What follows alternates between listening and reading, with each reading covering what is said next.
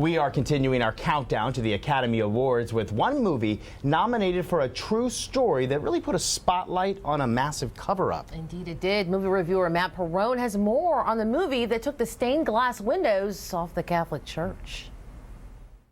Welcome to day 3 of the Oscars overview. It's time again to review another one of the nominees that is based on a true story. Much like my last true story review, this one contains a great ensemble cast.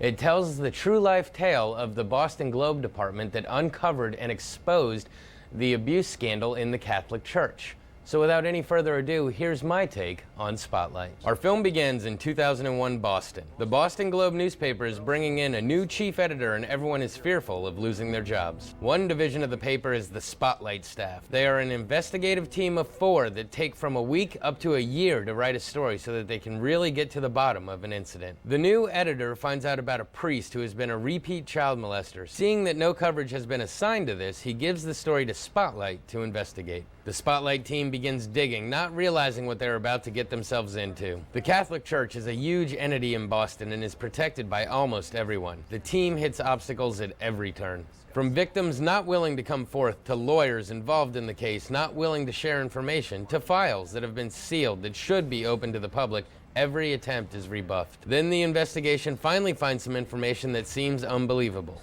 They discover that not only has this priest been a predator, but that many priests fall into the same category. It is also discovered that this behavior may be known and covered up all the way up the ladder.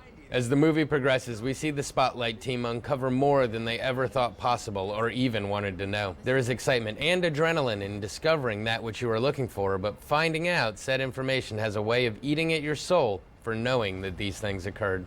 The church itself has no response to these allegations, even though it has been proven that these priests were just moved from district to district after each transgression. As the story breaks, the team knows they have done something great, but there will always be doubts as to whether or not it will make a difference. Much like The Big Short, this is one of those movies that you know what transpired, but it's what happens behind the scenes that makes it fascinating. Apparently, it was a bit of a struggle to shoot because recreating these events of 14 years prior without any records of how the team did it was a bit of a daunting task. But the cast is fantastic. They do an excellent job showing the duality of being both a journalist and a human being. It's remarkable how often this crime occurred and how much it was just swept under the rug. And when you see the exponential amount of children that it affected, it's just mind-boggling. The fact that this team, amidst all the cover-up, was able to sift through and discover what was going on is what makes this movie fascinating. Maybe I'm just biased because I work in the journalism.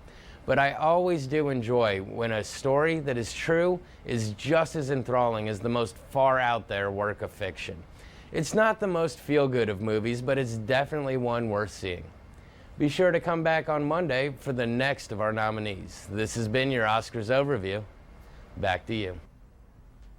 All right, that sounds like another one to watch. Absolutely. Yeah, well, you definitely won't need a spotlight for the weather. As you can see behind us, we have plenty of sunshine.